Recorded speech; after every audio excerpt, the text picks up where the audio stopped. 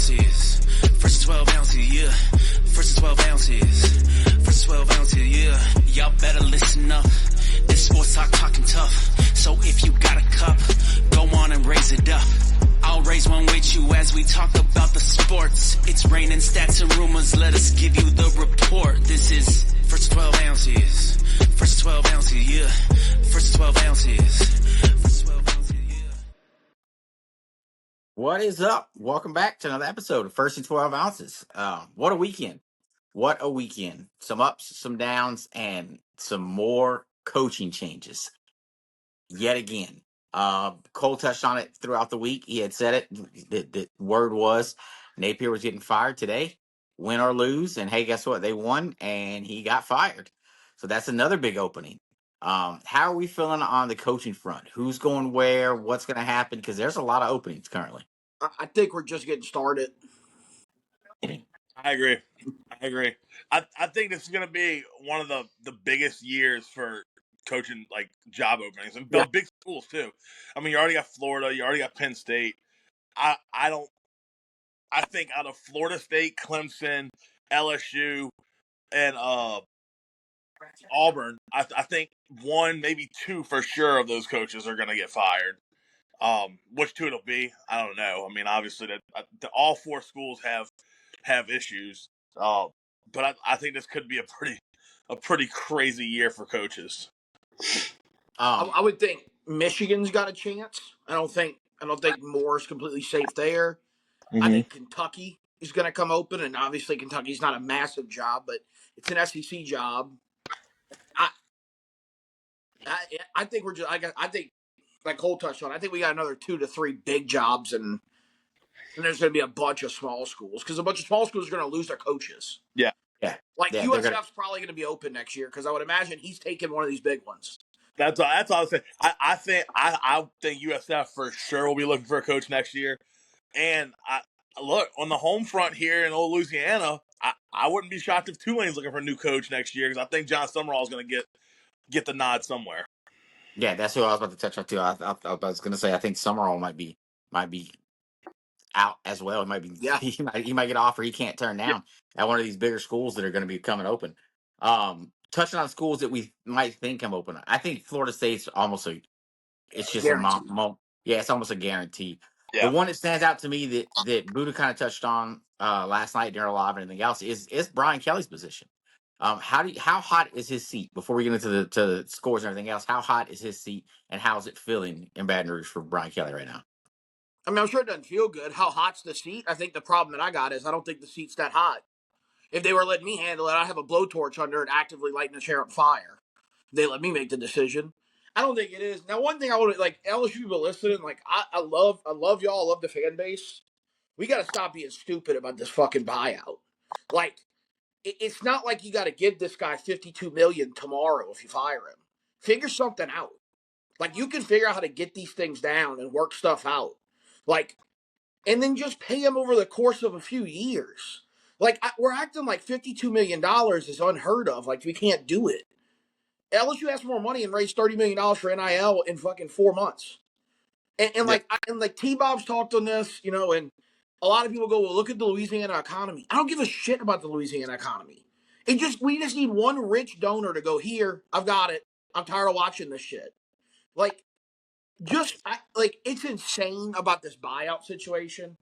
I think his seat is warm. I think it's starting to warm up because I think you're starting to lose the fan base in a financial way. I think people are probably going to just start going like, I'm not attending the games. Like, I'm not going to show up to watch this. That's the quickest way to get a guy going is don't put asses in seats. But ultimately, like, I think Scott Woodward, our AD, I think he sits there right now going, no, BK's the right hire. He's a 9-10 win guy, which he hasn't been at LSU. He's been an 8-9 win guy. I think the seat should be hot. I think this thing could spiral out of control, and they could be left with no choice. Yeah, it's going to be interesting how it actually comes about and turns around. Let's go ahead and get into the game then. I'll let you lead it off. I'll just mention the score. It was 31-24. Vanderbilt with the win. Looks like we lost Cole. He'll probably jump back in here in a second, but we can keep rolling with it. How was it from a fan's base? How was the viewing? It was horrible, right? The score, I don't think, dictates how the game felt. Vanderbilt kind of bullied LSU, right? And that's the thing. Like, it's an embarrassing loss, and it's partially because it's Vanderbilt, right? I think Alabama fans would have told you the same thing last year. There is brand bias, but like, there's no world to me in which LSU should be getting physically bullied by Vanderbilt. And I think Vanderbilt's a good team. I think they're a legitimate top 15 team. The game just wasn't. There was no adjustments made.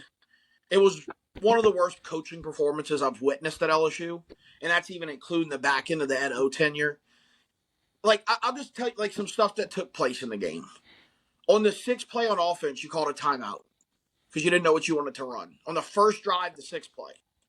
Don't know how that's possible that you got to call a timeout because you don't know what's going on. Some other stuff. You had, it's like procedure shit. You had Caden Durham runs the ball to the 1 yard line. You run a play. Nuss is going, let's go. On the ball, let's run a play. Sloan calls a play that requires a personnel change, so you can't speed up the play. We only had 10 guys on the field. We had to call a timeout. So we burned a timeout in the second half because he doesn't know how to get the personnel set up. It's overthinking it. And then some other just like decision making didn't make sense. Harlem Berry had 5 carries for 32 yards in the first quarter. He was averaging over 6 yards a carry, and it looked like for the first time all year, LSU was going to solve this running game. You had a guy with a hot hand. He touched the ball 5 more times in the game. Like, that's the kind of stuff that didn't make sense. I thought they should have went for it on fourth, late in the fourth quarter instead of punting. I thought they should have just gone for it. It was disgusting, and it just seems like regression. Like, the offense kind of showed up, and then the defense went to shit. Like, we didn't spy Pavia at all.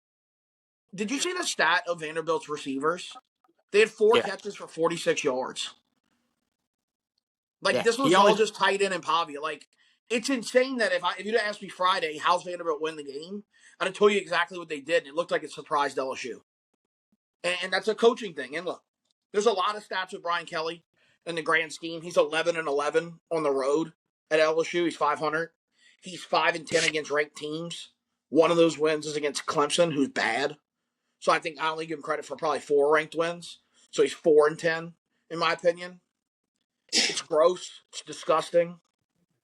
I do think LSU's talented enough where they're going to get somebody down the road. Like, I kind of like the spot here for LSU against A&M coming up this week just because, like, BK seems to have this kind of Napier-esque thing to him where, like, when LSU gets back against a wall, he gets a win. And like I texted y'all, I think LSU beats A&M this weekend. And I think Kelly gets in the press conference and it's like, y'all should be thankful. We're 17-2 at home since I've been here. We've only lost 1 night game since I've been here. And all this nonsense, stupid rhetoric. I'm done with him. I'm fan firing him. LSU's going to win in spite of him when they win, never because of him, and every loss is his fault in my mind. And touching on what Vanderbilt did, it's something that I've kind of said all year. Like, their best positions is Pavia, the running back who ended up getting hurt, so he didn't get as many touches as normal, and their tight ends. Stovers is one of the best tight ends in the nation, and then the second string tight end was stepping up and making big catches in the game too, as well. It just looked like anytime LSU would get something going offensively, defensively, they would give up big plays because neither team punted until the fourth quarter, which is crazy. Neither team punted until the fourth quarter. So the offenses were rolling. The defenses kind of on both sides of the ball were just kind of not doing really much to get the other team off the field. But man, Pavia played a great game. I mean, he finished with a 93.1 QBR rating. He really didn't do much with his arm. He was 14 for 22 and 160 yards and 1 touchdown. His legs is what hurt y'all. He had 17 rushes for 86 yards and 2 touchdowns. There was plays where like everybody was in coverage and everybody was locked up on man, and then he would just pull it, and you're like, there he goes. There he goes. It was It was a good game too. It was entertaining game the entire time. I think you said it in a group text back and forth. You're like, Yeah, no, I I hate mean, that, look, it was. my team's in this I mean, position, but this is one hell of a game to it watch. Like wasn't. if you're a college football fan, I guess it this is a wasn't that game shocking. that's Like, good to right? watch. Like, I had my doubts What do about you think LSU about going it, into this. Cole? I picked Vandy to win it. Nussmeier, like, there was times where he looked okay. There was still times where I didn't think he looked great, but like overall, he didn't turn the ball over, which I guess, I mean, that's a positive, right? Like, you got to be happy about that. I think Pavia and Vandy did what they did last year against Alabama, kind of. I'll pull up time possession right now. 23 minutes and 36 minutes time possession. I mean, that's how they kill you. They do these long drives. They're always ahead of the chain. They're always 3rd and 4 or less. And then they get like a 4th and 1. They go for it every time. They don't care where they are on the field. While I was watching it, when I think it was first or second quarter, LSU stopped Vandy on 4th down on the Vandy side. And I thought for sure, because I think at that point it was 14-10. I was like, LSU's going to drive down and score.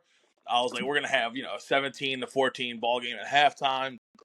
And unfortunately, settle for a field goal. And then Vandy goes 50 yards and I think 40 seconds to kick a field goal to extend the leagues. They made it 17-13. And then, come out of half and Vandy just goes straight down your throat. I think it was like 12 plays or 10 plays or something, 75 yards. I mean, look, LSU definitely has talent on defense. I didn't think it was Blake Baker's best game on the play calling on defense. I don't know how it wasn't, because you knew exactly what Vandy was going to do. That offense is hard to stop. Look, I said that last year. I said it this year when we beat them. I mean, it's a tough offense to prepare for, but you got to prepare. Obviously, not having Whit Weeks, you miss him out there, right? But at the end of the day, Vandy did exactly what Vandy does. The stat sheet to me that stuck out the most was, if you take away Caden Durham's 50-yard run, LSU had like 50 yards rushing the whole game. Vandy had 240. And it's actually probably more than that. No, 240, my bad. Because LSU didn't get any sacks. You gave up 2 sacks, which obviously, like, I don't know how many pressures it was, but it didn't seem like Nuss was super comfy back there a lot of times, having to step up, having to get out of the pocket. But yeah, man, look, like I said, this is what Vandy does. They hold the ball and they just piss you off. Every time you get them in a third and 1, 3rd and 2, you just get mad because then they get it. And unfortunately, it is what it is, man.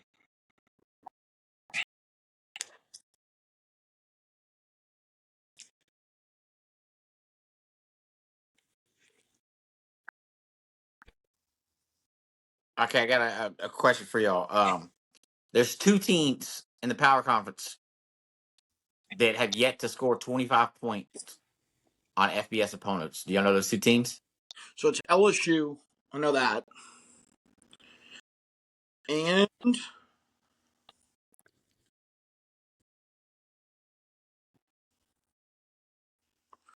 I don't know the other one. North Carolina. Jordan. North Carolina. It was a Jordan Shout out. video. Yeah, Austin actually said it weeks ago. Before this game, he said, and he's a Tulane and LSU fan, but he said LSU can't score 30 points. It's something that he's like, that's a hill I'm willing to die on. At the end of the Vanderbilt game, he got on camera with Cole and he said, "Hey, what did I say? We can't score 30 points. Like that. It's just, I don't know what it is." Where does LSU go from here? Like like a dream world scenario? Like, Realistically, where do they go from here? Do you think? I think depending on the outcome on Saturday, Joe Sloan should be unemployed. Right? I think if you win and the offense plays good, it's going to be hard to make that call, because at that point you'd be 6-2, probably ranked in the top 15 again. Right? And I don't think LSU's a top 15 team. I'm just saying the AP poll is stupid and LSU's still ranked 20th.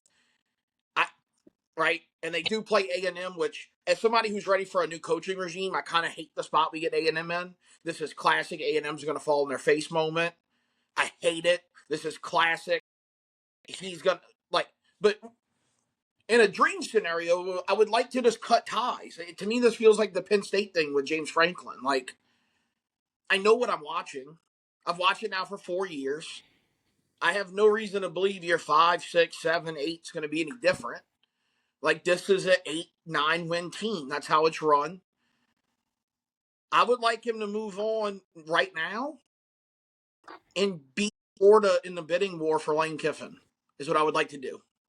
Because one thing that Brian Kelly's done, I think more so than anything, is he's made LSU the inverse of cool. Right? For a long time, LSU had like a lot of like where the kids call it aura. Like it had a swagger. The place was like kind of a buzz. Like LSU put out a ton of like football celebrities. Odell Beckham, Justin Jefferson. Like you were putting out these guys that were celebs. Leonard Fournette, Tyrann Mathieu. Like guys who were like household names. Been here, that's gotten worse. He's the most unlikable guy in the country. There's not a head coach that's more unlikable than him. He's the inverse of cool. And he's kind of made the LSU brand super hateable, which has never been the thing to the national media. A lot of the Southeastern Conference didn't like LSU, and I get that. Like, I don't like a lot of the Southeastern Conference myself. But they were always kind of like the fun team that was dancing and doing shit and had a lot of sweat. And this guy has fucking sucked the life out of Baton Rouge. It's an optics game with him. It's a clean, concise operation that's empty when it comes to emotions. There's no depth to the team. There's no heart to the team. They don't play hard. It's all just like how good optically can we look? Can we graduate champions? Can we have everybody on the dean's list? Can we not have stupid penalties? Can we not have guys doing shit over here? Like, it's just like it just doesn't work. And look, I kind of fought on the thing of like he's not a fit. That didn't make sense. I don't think he's a fit, but I think it's because he doesn't win and he doesn't understand how to get culture in Louisiana, which is a unique culture. And I would love Lane Kiffin. It is right now would be my 1-1 choice. Yeah. And again, I think you're just sitting on it right now going, Brian Kelly. Get fired now. Like, look, to be clear, or the year I said after. it like here, I said it to all my friends. I never did like Brian Kelly. I didn't like him when he was at Notre Dame. Yeah. He's a cocky piece of shit, and I think that he thinks he's the greatest coach in the world, and he's just not. He came to LSU. He did a lot of corny stuff early on, which I'm sure you saw. I saw. Everybody saw it. But then you kind of look at it, and you're like, okay, well, let's just see how it goes. The thing that pisses me off the most about him is he will never take a bullet for his guys, ever.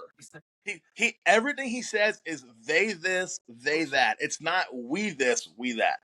Dude, you hear other coaches across the country always saying, no, ever. We have to do better. We have to minimize this. And with him, it's like, they played hard. They just had a few mistakes. Well, it's like, bro, like, no, it's we. It's we. You're the head coach. You got to take the bullet for the team sometimes, even if you don't agree with it. And I just think that's kind of a bad personality trait of his. And that's one thing that always sticks out to me. Because you saw it literally this week. He's saying they this, they that, talking about his players. I'm like, I think, I think it is kind of a situation where he's just he's happy to be there. He's just like, oh, this is fun, cool. Doesn't care. He don't care, man. That's just my opinion.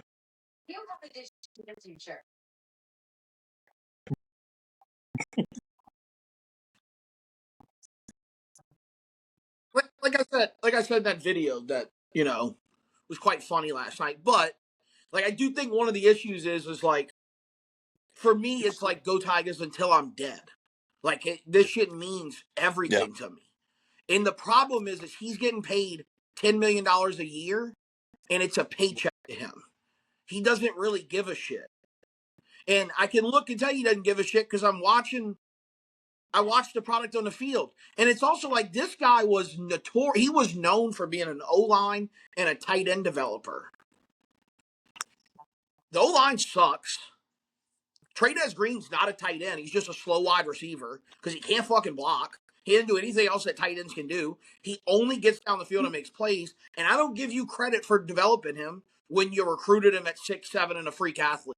And he hadn't got better as a blocker. He's not a better route runner than he was. Like, I don't think this guy gives a shit. And then dying on the hill and making Joe Sloan your OC. And from what I got told, is that Cortez Hankton makes the personnel calls, and then Joe Sloan makes a call based off of the personnel Dude, that's Hankton decides to crazy. sit in. How does that make any fucking sense? Hey, pick what guys you want to see on the field, and I'll figure out the play call that matches them. What are we doing? I got told that twice today by two separate people. Yeah, it's a mess. It's a mess, and like you said, it sets See, but this weekend sets up for it to I be. want to be clear here. Guess what? Oh, they get the number I 3 am team not in the with nation y'all on coming that. to Death Valley, and Look, I if think they A&M get a comes win, then in. guess what? He's gonna I'm think not saying everything's A&M's legit, love third everything's team in the back to country, normal. but I love I think they're LSU. going to give LSU fits Saturday. I mean, well, at the same time, though, I agree with you that if LSU does pull it off, Brian Kelly's going to say some smart ass Yeah, I'm shit. not. Be Yo, no, like, I'm That's not. what I'm yeah, you know, saying this is a wisdom good would win, tell but you. we expect to win these games. Blah blah. It's going to be a whole like just stroke fest.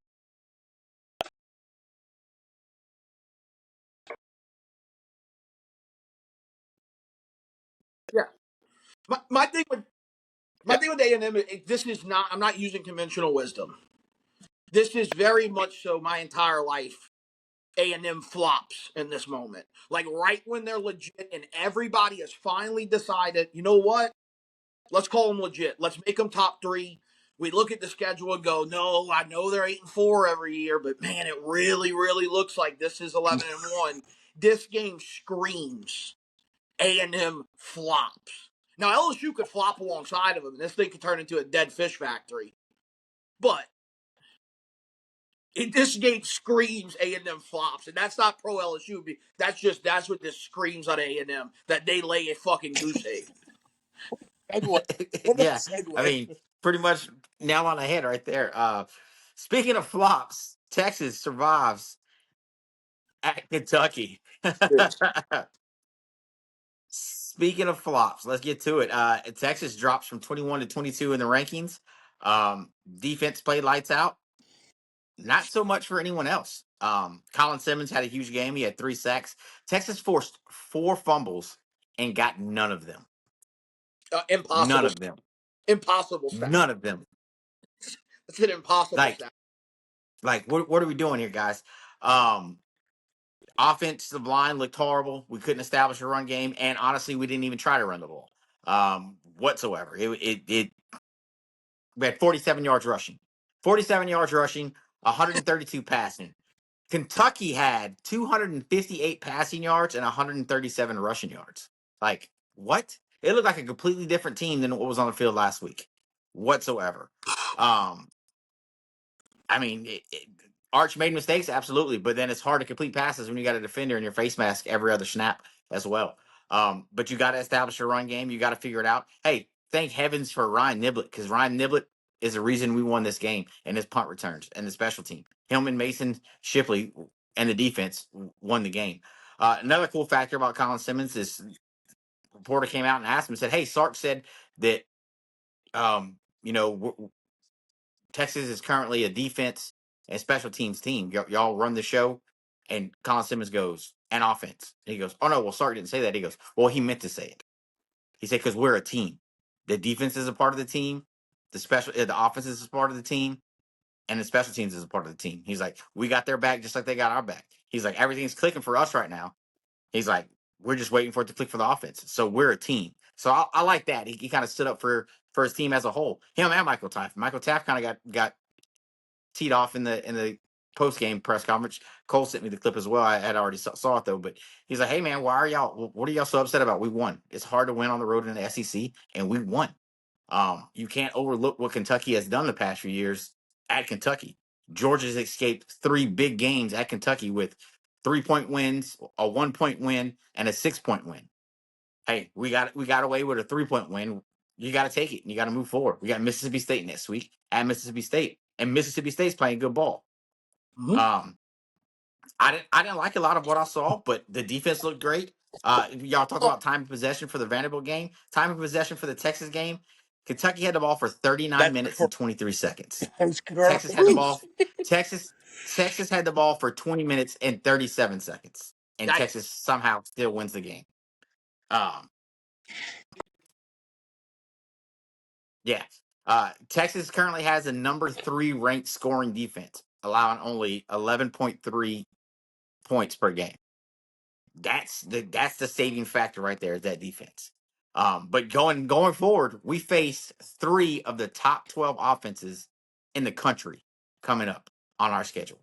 So we're gonna have to see how good this defense really can be down the stretch if we want to do anything to contend for anything. Otherwise, we're gonna be on the outside looking in. And honestly, I think right now we're on the outside looking in. We Man, still control our own destiny, but that it still destiny just shocks me is week a after week fucking when I look at Archer's monster in stat front line. of I'm just us. like, what are we doing here? But hey, I'll Like, let y'all get look, into it. How do y'all feel about it? obviously got the win. It's always good to win. Like you said, it was ugly. I obviously didn't watch any of this game. I did go back and watch like the long highlights this morning. Yeah. Just to get a feel for it. Defense is elite. There's no way around that. The run game is just non-existent. I guess maybe Texas lost more in the O-line than I thought going last year. This year, obviously, you lost Kelvin Banks, which we all knew that. But I mean, you got to find some kind of run game. Even if you're only getting like 100 yards here and there, like that's still like a huge difference. Especially because really one long run could inflate a stat sheet when it's that low. Kentucky moved the ball statistically. That's a fact. They moved the ball. Obviously, not getting 4 fumbles is kind of crazy, right? I don't know if I've ever heard of that. But look, you get the win. It seems kind of fragile in Austin right now. Like with the whole like Michael Taft thing and the other guy like kind of like clapping at reporters for like really, I mean, fair statements and fair questions. It's kind of like that, and this is just my opinion, but it's kind of like that mentality of like, oh no, like you're not going to say that, like because it's not 100% true. But it's like, I don't know, it's weird. But look, at the end of the day, you got the win. I think winning an SEC is hard. I think at Kentucky is a nightmare for a lot of teams. You got the win, move on. I mean, it's a long season. We'll see how it goes.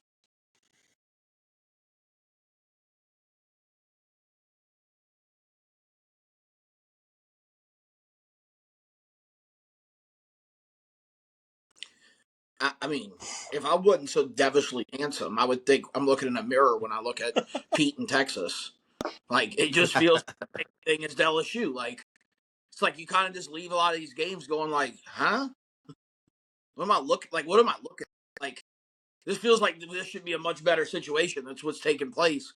Again, Texas did survive it. I kind of agree with Cole. Where like, and I get why guys are kind of popping off. Like it's kind of unfamiliar territory for some of them, and it's also like you did win. You did sneak one out. I don't know. Like Texas does have everything still in front of them, but it's an uphill battle, and you got to play better than you played on Saturday. But I also think there's a world we exist in where like the vast majority of the country, like you can't look at them like how does this week relate to next week? Like each individual game is its own thing. It's got a real NFL feel this year, where like every game is just kind of clean the slate, strap them up, let's see what this game turns into. Like Alabama's been kind of the only team, maybe Ohio State that's like dictating how they want to play football games. Indiana, I'd put in that category, but the vast majority of the country, it's like, let's just clear the slate. We'll play a fresh new game today. Next weekend, we'll clean the slate again, play a brand new game again. Like, your defense might have been awesome last week. It might suck next week. Like, you just don't know right now in college football, which is awesome. Very hard as a fan to know the process because it hasn't ever been like this. But it's fun as an outsider watching, but very difficult to process. Yeah, absolutely, absolutely. Before we touch on that Alabama game, let's cover Bo's Irish real quick since he couldn't jump in with us. They pull off their problem for the foreseeable future. They win the rivalry game against USC 34-24. Shit, we take that Love too. showed out 24. This is the kind of run game that Texas and LSU are pining for. 24 touches for 228 yards. Kid went off.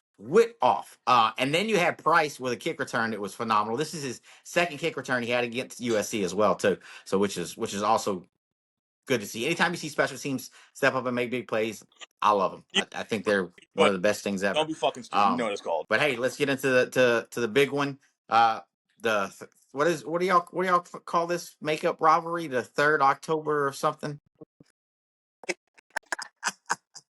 Well, look, The I think third we're Saturday finally. in I think I'm at October, a point Bama now this week goes where I'm in comfortable with saying and this. just I kind think of we're seeing handles what I business. preached all 37-20. Cole, what let we us know all about heard it. all season about Bama's roster, how talented they are, how great the O line will be.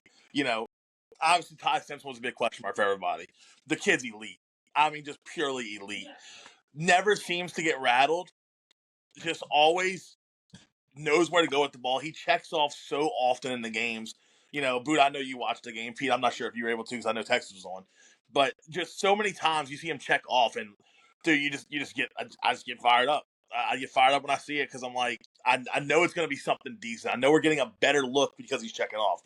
But going into this game, Pete, I think you sent the thing of the, like the top 10 like offenses. I think Tennessee was one on that list, holding to 20 points. Now they did get a lot of yards, okay, but that's not points. They were the top scoring offensive thing in the nation going into this. You held them to 20 points. I can live with 20 points because I know our offense can score more than 30 if we have to every game. O-line played really well. 0 sacks against a team that was second in the nation and first in the SEC in sacks per game. 0 sacks. I think we gave up 5 pressures total. I think 2 of those were Michael Carroll, true freshman, who we're still shuffling O-line every game. And it's kind of just a rhythm thing at this point. Like, I'm sure certain packages they go certain ways. I think Michael Carroll will inevitably start at right tackle at some point in the season. But look, Caden Proctor on the other side, he is the best tackle in the nation. Going into this season, there was question marks about him because like last year he was up and down a little bit.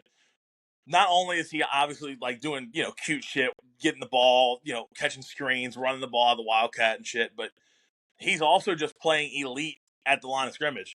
He's pushing people around. The run that we had to score a touchdown, you see him literally just push 2 guys, like those 2 DBs, but just a quick like the jab of the hands, they fall back 5 feet. I was very impressed with the O-line this game because I was a little concerned because Tennessee has a great pass rush. 0 sacks. Defense, talked about it. You held them to 20 points. You get 4 sacks, 3 of them coming from sophomore Yanze Pierre, who is only playing because of injury. Quo Rusall went down, Jamarian Latham went down, and so Yanze is actually the third string guy at that position. Making the most of it. He's been playing well since he's been in, but 3 sacks in one night is incredible. Didn't really have a huge run game. The game flow of this one was kind of weird. Obviously, the pick 6 kind of like changed everything right before half. The run game, you kind of had to get creative. Ryan Williams had a couple of jet sweeps we ran.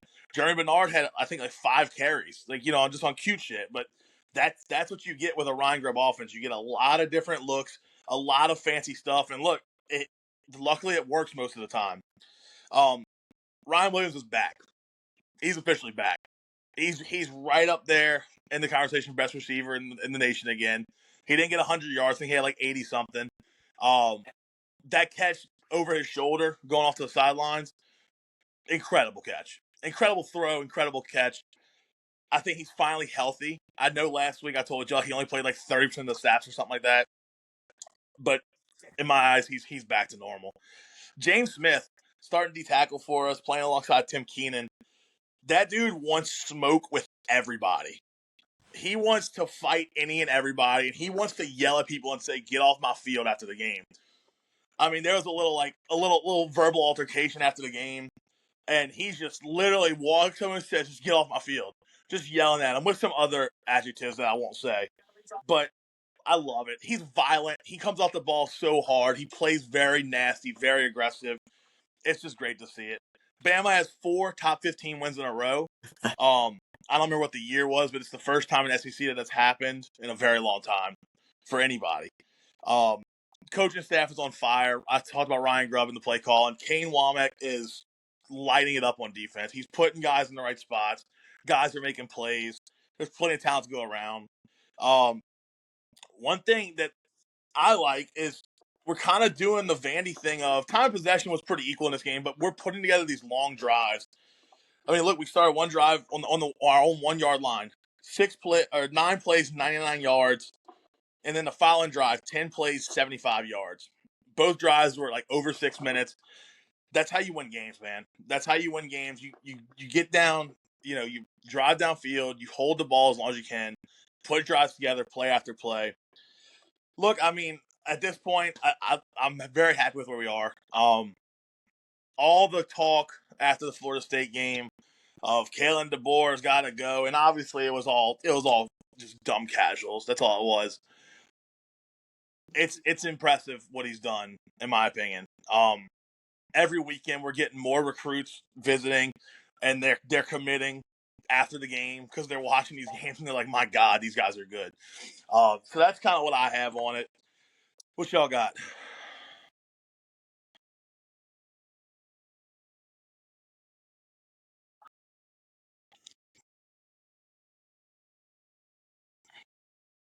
I mean, hate, Simpson. I hate it. Go ahead. This is my fear when they hired DeBoer. Like I thought when they hired DeBoer, like that was the worst possible hire as an LSU fan that Alabama could have done. Like they look like a machine right now. I think as we sit right now, I think Alabama's the best team in the country. They're not going to get the respect of being ranked one because they do have the blemish. But the team that played Florida State, like that seems so crazy that that game even took place. Like this Alabama team looks like, again, like I said, they feel like one of the very few teams in the country that is dictating how games are played. And Cole touched on it. I thought the impressive thing with Ty Simpson was like in the Alabama offense, their scoring possessions average 10 yards of 10 plays a drive. That's incredible offense. That's just being a machine. That's staying on schedule. That's staying ahead of the chains. That's making plays when you got to make them. They're flying around the field. It's kind of the team I think we thought we were going to get with them. I think week one skewed a lot of opinions, but like Alabama's rolling right now, and like they just went through a gauntlet, and it doesn't feel like they're gonna get slown up. But like, regardless, like this is what you hired DeBoer for. Like he's showing up why he's one of the best coaches in the country. And like Signetti had the famous quote that was like, "I win, Google me." DeBoer's the same way. Like the dude just never lost in his career. And and realistically looking back, taking over for Saban in your first year, going what 9-3 was incredible. Was impressive. And what they're doing in his second year is beyond impressive. That they look like the late 2010s Bama right now. What nobody wanted to see in the SEC. Me specifically, I suffered at the hands of that fucking bullshit for half of my fucking life. And I don't want to re-enter it. But it looks like we're heading down that path because Brian Kelly's a moron and DeBoer's cooking right now. Yeah, I mean Simpson. What can you say bad about this kid? This kid's showing up and showing out. 253, 2 touchdowns. The 100-yard interception was super impressive. I mean, just to take it and just take it to the house that with that much ease. That I think that was the turning point of the game. Whenever it seemed like Tennessee didn't belong on the field anymore. After that, it was like y'all stabbed them in the heart and they had no fight left. Because if they score there, they get any points there. The game's We go to South they're Carolina back in it. next. We got something going. That pick six was it was nice. It was nice. Who do y'all got next week?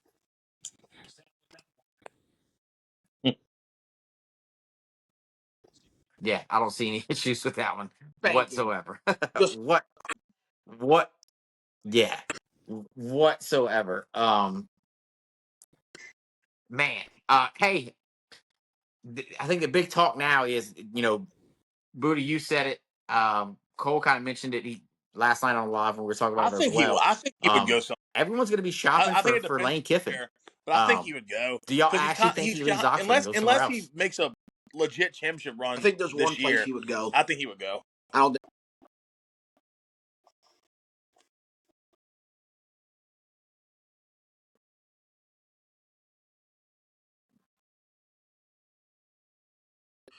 I think he would go somewhere, but it would have to be somewhere that's got legitimate skins on the wall that he can look back on and go somebody else. Like I don't think he's got a desire in Auburn, clearly, right? Like we saw that last offseason. I think Florida is going to intrigue him a lot, but I think he's probably going to take a look at Florida and go, that place is dysfunctional. They've not been good for a while now. I don't know if I want to rebuild something again that's going to take 3 or 4 years with a fan base that's toxic as shit. Like Florida's fan base is crazy. I think he would take the LSU job. I think he would take let's say Texas job. I think he would take the Alabama job. Like I think there's a grouping of jobs that he looks at and goes, I'd take that. So, yeah, I think ultimately Lane Kiffin's not going to retire as the Ole Miss coach. But no, I actually don't think he goes anywhere this season. I Unless agree. the LSU job were to come open and they would go after him. I really believe that. I don't think he goes to Gainesville. I think Alex Golesh is the next Florida head coach. Yeah, I think it's Goalish. I think it makes sense. I mean, he's gonna Yeah, I think move you said a that. I think you couple said that last hours. night. Who's your pick for I the think Florida he's a spot? great coach, and I think he's a coach they Cole, you want. think the same thing? You think Period. it's going to be Golish?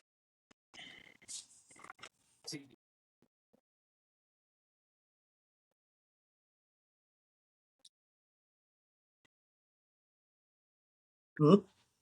Yeah. But hey, if y'all got anything else, I think that's all we got. Another name of there's Yeah. two names right now that nobody's really saying. One of them they're saying, and it's Eli Drinkwitz. I think very easily could leave Mizzou, and I think Brent Key at Georgia Tech is going to end up at one of these big jobs, and nobody's talking about it because Brent Key's a Georgia Tech guy. I think he takes one of these other jobs. I think somebody shows up with a bag and he takes it. Like a name that's not going to come up because I don't think he leaves is Clark Lee. I think Clark Lee is going to be the Vanderbilt head coach for as long as he feels like coaching football. But I think Eli Drinkwitz could be the next Penn State coach. And I think Brent Key's going to take one of these other jobs. I know you did say, before we get out of here, I know you did say you would love for the departing factor for Brian Kelly would be for him to go to Penn State and then that job open up for Lane. You still feel that way today? Because I know yesterday you were Yeah. big on it. You were big on No, hoping that would happen. I think best case scenario for LSU would be that Penn State is legitimately interested in the job. Are interested in him for the job, because then you could work some back channel deals and go like, we'll cut you, like, Kelly, you take the job, it's better for you, you save face down here, nobody down here is going to hate you, you get back to the area of the country you want to coach in, we don't have to spend a ton of money. They work something out with Penn State where Penn State's only got to pay him $20 million, or pay LSU $20 million, whatever the buyout would be. I think it would be the best situation possible. I just don't know why Penn State would get rid of James Franklin and hire Brian Franklin. Right? Like, I mean, what has Brian Kelly done that James Franklin didn't do? The only Right? thing He's Brian finding Kelly has against done ranked since he's been teams at at LSU is LSU. beat Bama in Like, 2022 what big game has with a Brian Kelly Heisman ever winning won? quarterback that he had nothing to do with. That's the only thing he's done. Like, I That's don't it. think he. I think I said this. I've said this to you before, Buddha. I think if LSU does not beat Bama in 2022, Yeah. Brian Kelly is not the coach at LSU right His now. best wins. I thought about this the other day. That's just my opinion. Oh, yes.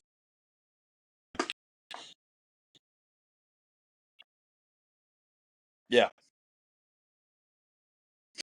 Yeah. No. Here's the problem with Brian Kelly.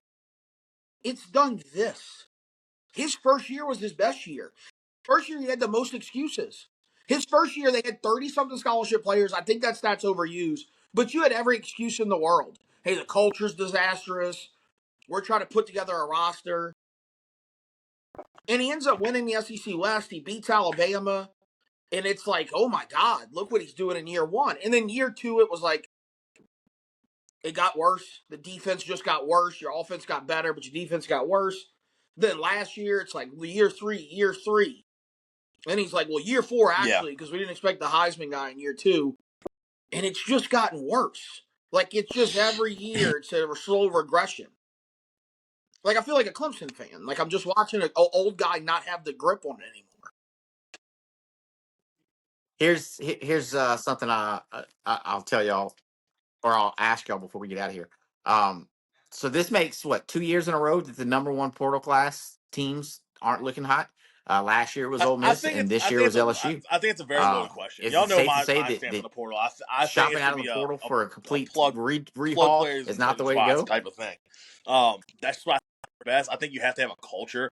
I think if you're constantly bringing in new guys up the portal, I think you kind of run into some weird shit. This portal class for LSU was ranked first in the nation. But I think Texas Tech was second in the portal class, and they're doing okay because they just lost Arizona State, which I called, by the way. But no, look. But then I look at like Bama. Like Bama's got a few guys that they got out of the transfer portal. I think we got like 7 or 8 total. Just off the top of my head, Nakai Hill Green is balling on defense for Bama. Isaiah Horton is balling at receiver for Bama. So like, if you don't go crazy with it, I think it's fine. Cam Calhoun, cornerback, is balling at Bama. I think when you do a whole overhaul, that's when the problem comes, in my opinion, because I think you culture.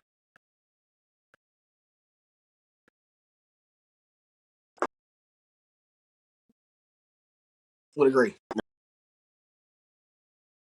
I also think it depends on the school you're at, right? So if you're at a school that can compete traditionally in recruiting, then I don't think the portal's a great thing because, but I think like a place like, let's say Indiana, like what Signetti's kind of done in the portal there a little bit with quarterbacks and whatnot. I think the portal is like, it really hits your top end. I think it's the icing on the cake. But if you got a dog shit cake, the icing, it's not fixing it, right? Like LSU's offense was great. They brought Jaden Daniels in as a quarterback. They still had Malik Neighbors and Brian Thomas, who they recruited. You just brought in a quarterback that's off. I agree with Cole. The mass overhauls at schools that can compete on a blue chip level, it's probably not going to work on a consistent basis. I think what you get is a lot of validity with those teams. You get teams that can go upset somebody, like Ole Miss did last year. They went pop Georgia, and then they got popped by Florida. Like I think you get a lot of validity because guys are. Again, you're basically playing with a ton of freshmen and sophomores in your program. Even if these guys are 4th and 5th year seniors, they're still new to the place. They've never played in some of these rivalry games. They've never been in that environment. Also, they don't have the skins on the wall. Auburn is 0-4 in SEC play for the first time in like 100 years or something. Just for the record, Hugh Freeze. I think you talk about whose seat's hot. I think Hugh Freeze's seat is scorching. I think it's a metal black chair in the sun in a Florida summer. I think that seat is scorching, brother.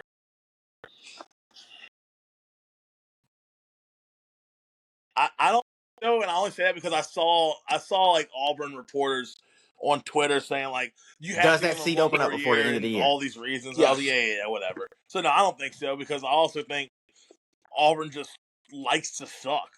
They love hating themselves. I don't keep him around because he's a fun guy. Oh man. Jackson. Yeah, they just love luck. I will say this. Yeah. If I was an Auburn booster or, decision maker, I'd get rid of him today. And I'd go try to get Womack. I'd go try to get Womack. I know Cole didn't want to hear that, but that's what I'd try to go get. I'd be shocked if I would go try to get somebody from a culture that seems like are not gone from Bama after this season. Understands the state. At least one of them. I'd go all in on him. Yeah, well, you're not Auburn. So I'm saying I would go if I was Auburn, I'd go all in on Womack.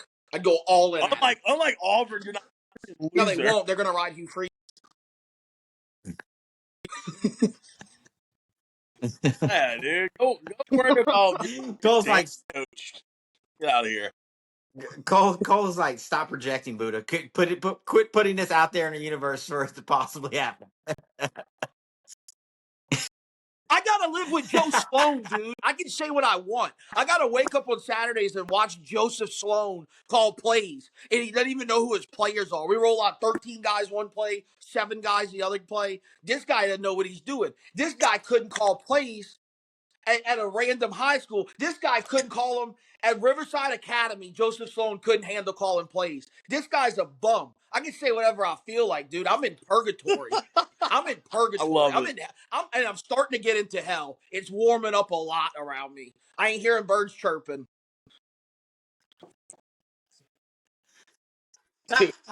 What a great way to end it right there, too. Look, we'll catch y'all later on in the week. If you're not following us on all our socials, please do so. And we'll see y'all Friday for the live. As always, y'all have a good one. First 12 ounces. First 12 ounces, yeah. First 12 ounces. First 12 ounces, yeah. Y'all better listen up. This sports talking tough. So if you got a cup, go on and raise it up. I'll raise one with you as we talk about the sports. It's raining stats and rumors. Let us give you the report. This is First 12 ounces.